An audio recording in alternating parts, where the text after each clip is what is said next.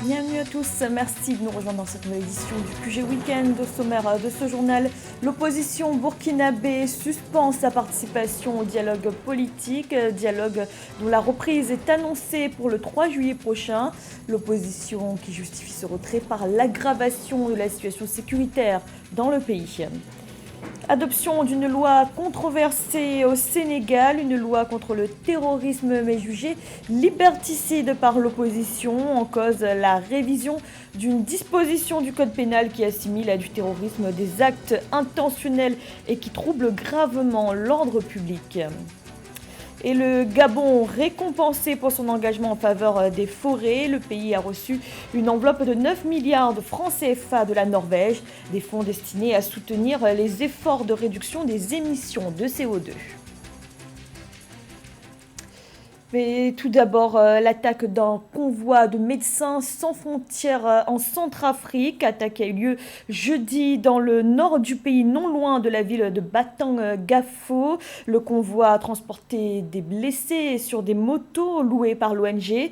Le bilan fait état d'une personne tuée, une femme, et de 3 personnes blessées. Médecins sans frontières a indiqué qu'il s'agissait de la 3e attaque les visant depuis le début de ce mois de juin dans cette région de la Centrafrique.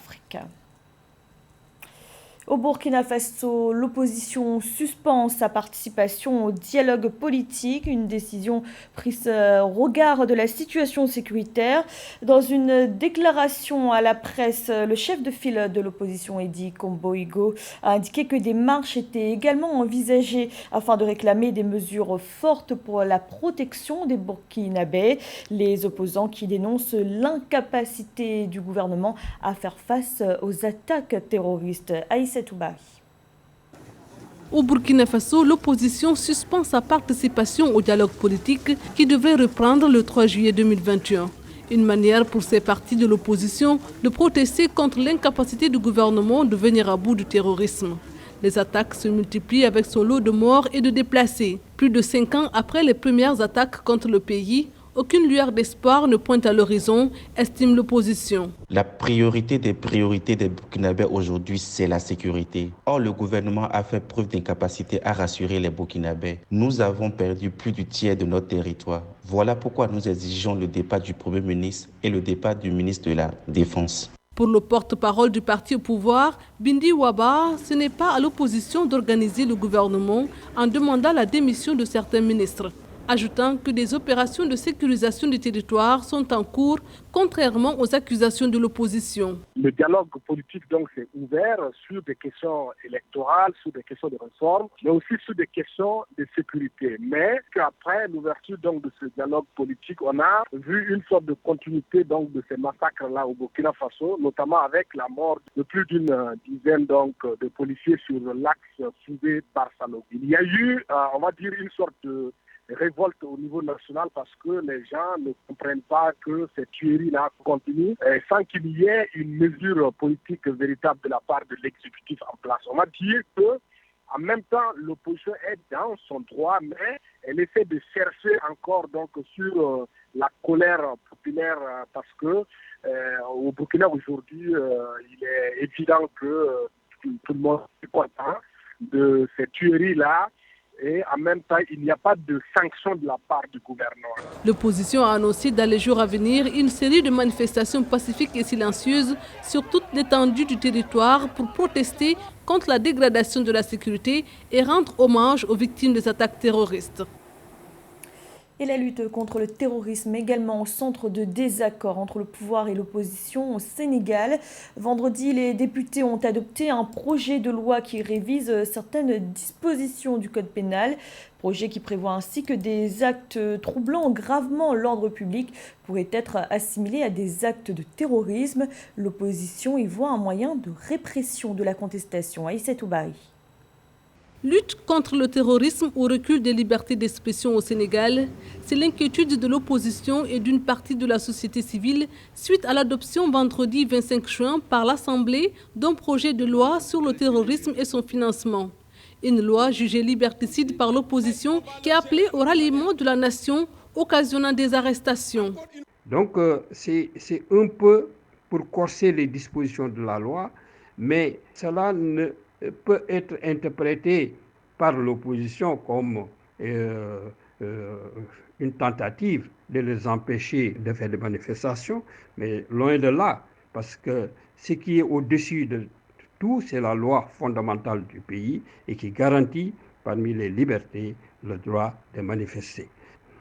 C'est dire simplement que l'État doit prendre des dispositions pour dans le même temps assurer ce qui est constitutionnellement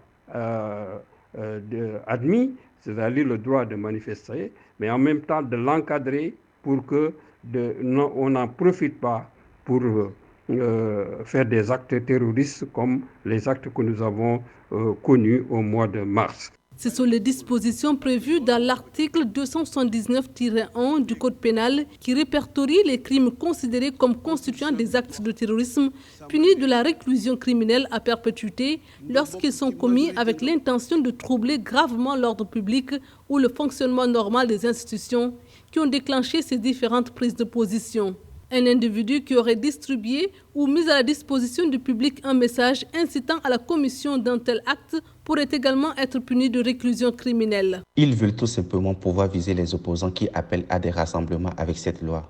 N'importe quel responsable politique pourrait être appelé à une manifestation pacifique et se retrouver condamné si elle dégénère. De son côté, le parti au pouvoir estime que les nouveaux textes n'ont pour seul objectif que de renforcer la lutte contre le terrorisme et dans un souci de se conformer aux exigences de la communauté internationale, au risque de se faire placer sur liste rouge par le GAFI, organisme chargé dans le monde entier de veiller, de superviser la lutte contre les blanchiments des capitaux et le financement du terrorisme. Dans l'actualité également, la pandémie de Covid-19 et ses conséquences économiques pour le continent.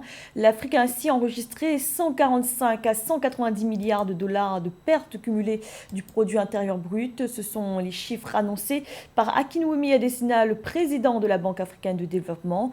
Le dirigeant de la BAD a indiqué que ces pertes considérables nécessitaient des ressources conséquentes pour le redressement des économies nationales, à savoir 425 milliards de dollars d'ici 2030 pour l'Afrique subsaharienne. Et alors que la troisième vague de Covid-19 affecte plusieurs pays, les lenteurs de la vaccination sur le continent sont dénoncées. C'est le cas en Afrique du Sud où des milliers de personnes ont manifesté ce vendredi à l'appel de l'opposition, des manifestants qui réclament l'accélération de la campagne de vaccination. Il faut dire qu'à ce jour, seuls 2,5 millions de personnes ont reçu leur première dose sur une population de 59 millions d'habitants. Julius Malema, leader du parti d'opposition Economic Freedom Fighters, a lancé un appel aux autorités. Nos demandes sont simples. Nous voulons plus de vaccins disponibles. Et parce que le président et son gouvernement ont mangé notre argent, nos concitoyens meurent en nombre. Ils nous disent que cet événement est un cadre de propagation de la maladie, mais ce n'est pas vrai, car nous sommes rassemblés en plein air et seulement pour quelques minutes. Et après ce rassemblement, nous rentrerons chez nous et respecterons toutes les mesures sanitaires.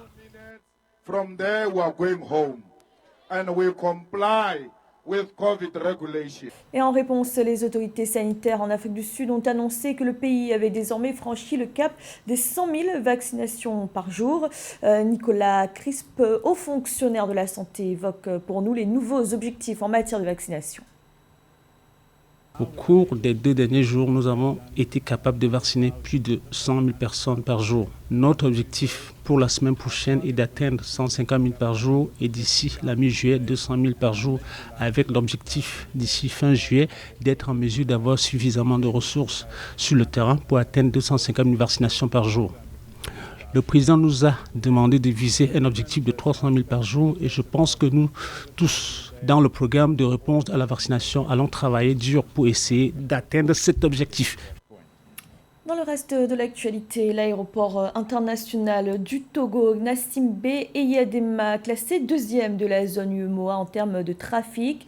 Une performance qui s'explique notamment par la réhabilitation de l'infrastructure en 2016, permettant d'augmenter le volume des passagers en transit. Samantha Saberou Sabubanga. Selon un rapport publié par l'Association des compagnies aériennes africaines, l'aéroport international Gnassingbé et Yadema de Lomé a eu le deuxième meilleur trafic passager de l'UEMOA en 2020. En effet, l'aéroport de Lomé est la deuxième plateforme aéroportuaire de la sous-région ouest africaine, la plus connectée aux autres capitales du continent. Néanmoins, le Togo est dévancé par la Côte d'Ivoire dans l'espace UEMOA.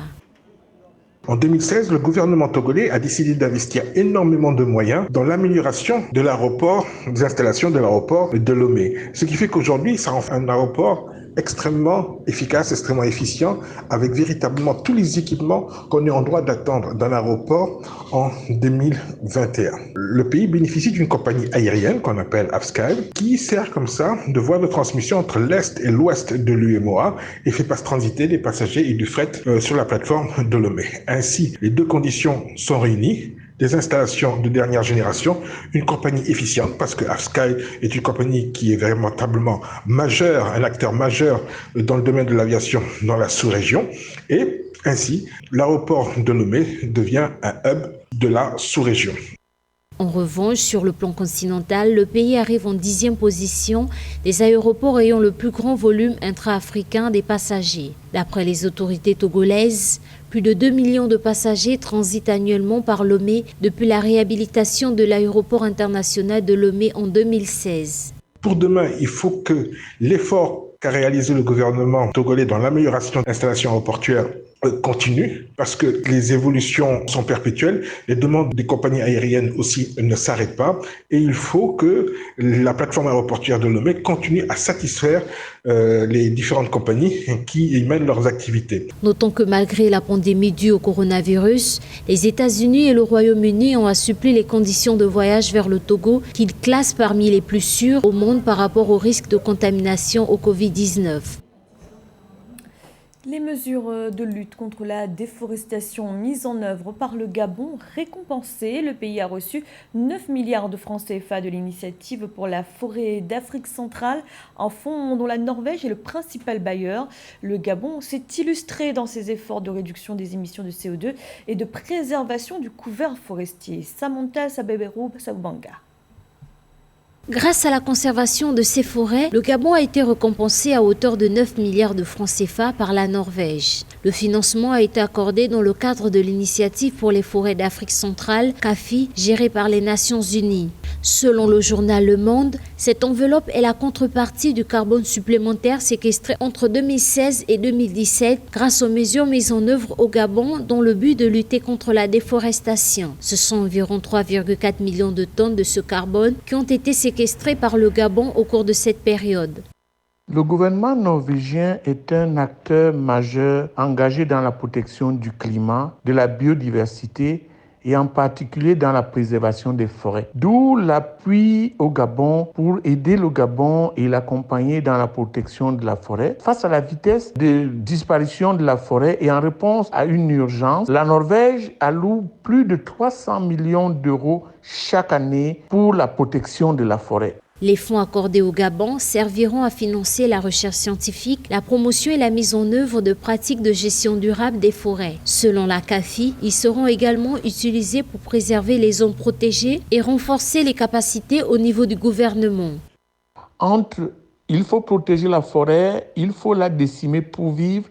Donc le Gabon est dans cette équation-là et doit faire face à des pays qui ont un grand potentiel forestier comme tous les pays qui bordent l'Amazonie en Amérique latine. Mais le Gabon a fait beaucoup d'efforts ces dernières années dans la protection de son écosystème forestier face à une grande agressivité dans la destruction de la forêt. Mais le Gabon pourrait faire mieux avec des accompagnements comme celui de la Norvège et comme celui de bien d'autres pays qui ont le souci de protéger l'écosystème forestier. Rappelons que depuis plusieurs années, le Gabon est engagé dans la lutte contre le changement climatique et la protection de l'environnement, ce qui s'est traduit entre autres par l'adoption de multiples réformes pour la protection de ces forêts, notamment l'interdiction d'exportation des grumes prise en 2009 par le président gabonais Ali Bongo Ondimba. C'était le journal de la rédaction. Merci de l'avoir suivi. Retrouvez dans un instant une nouvelle édition de l'information.